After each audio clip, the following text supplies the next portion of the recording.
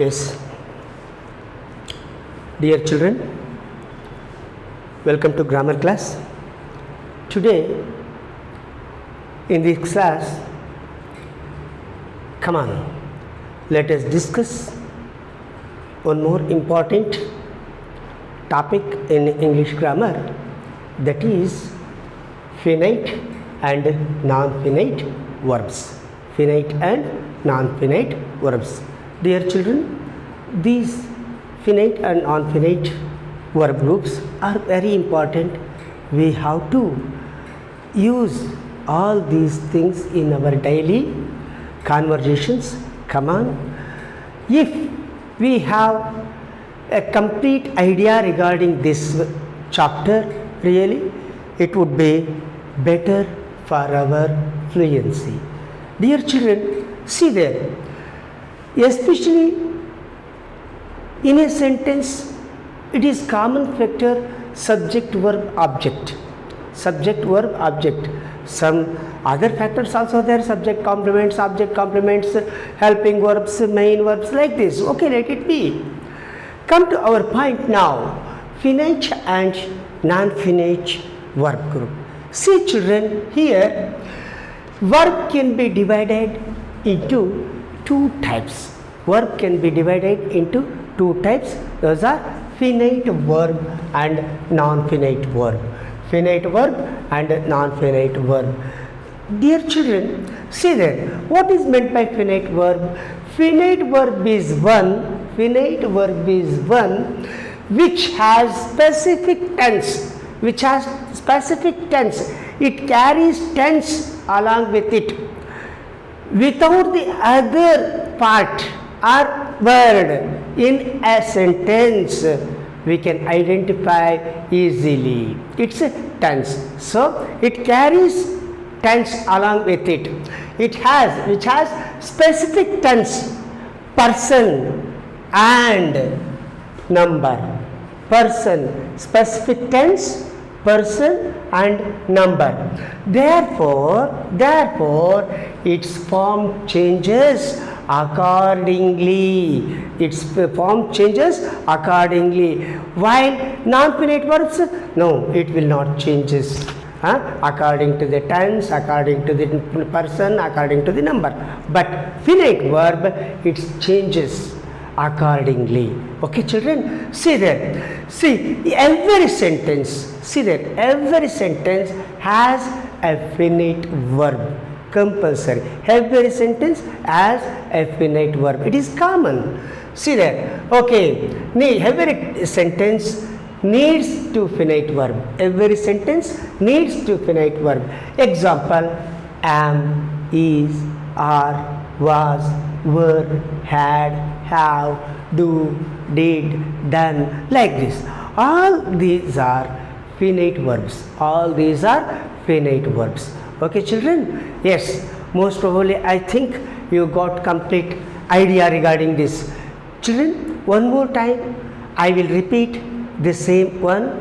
Verb can be divided into two types. First one, finite verbs. Second one, non-finite verbs. First one, finite verbs. Second one, non-finite verb. Finite verb means it carries tense along with it. It carries tense along with it.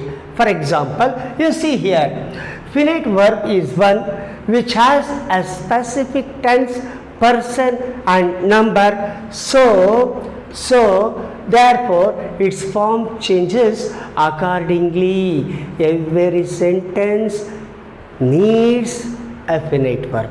Every sentence needs a finite verb. So its form changes accordingly. For example, am, is, are, was, were, have, has, had, do, did, does, like this. Okay, dear children, for example, dog is a faithful animal. See that, dog is a faithful animal. She reads a lesson. Observe this, how it's going to change. She reads a lesson, we read a lesson. She reads a lesson, we read a lesson. Like this, it changes its form accordingly. Okay, children, come on. Let us go to second group, that is non-finite verb. That is non-finite verb.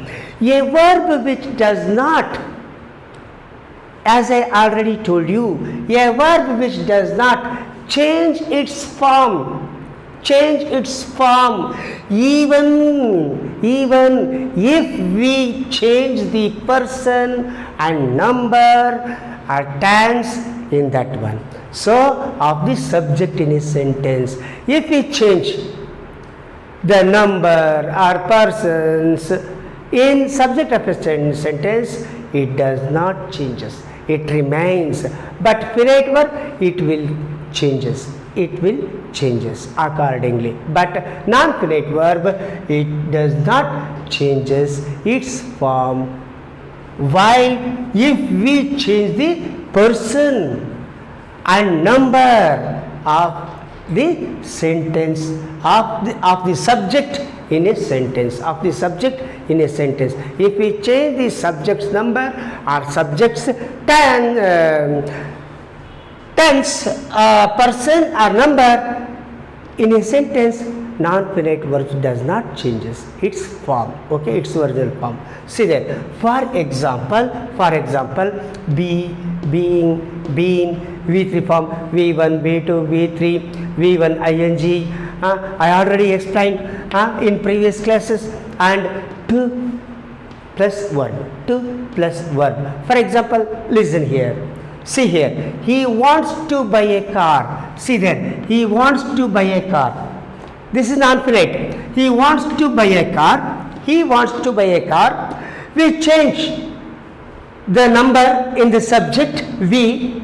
Here singular he, here we plural. We change the number, person's number in subject. We want to buy a car. There is no changes here. See there is no changes. If we change, see, these two sentences will give you complete information regarding non-finite verbs. Children, see that he wants to buy a car. Here a singular person, but we changed plural. We. See there, plural. It indicates plural, more than one. We want to buy a car. See that it remains as it is. There is no changes. This is finite verb, means it will not change. It carries tense along with it. Second one, it's going to change accordingly. But here the finite verb, it does not changes its form. If we change person and number of the subject in a sentence. Okay, children, see there, come on. Non-finite verb are three kinds. These non-finite verbs are three kinds. Which are those? See there, infinitive, to infinitive, and bare infinitive. See, non-finite verbs have three kinds. Non-finite verb are three kinds.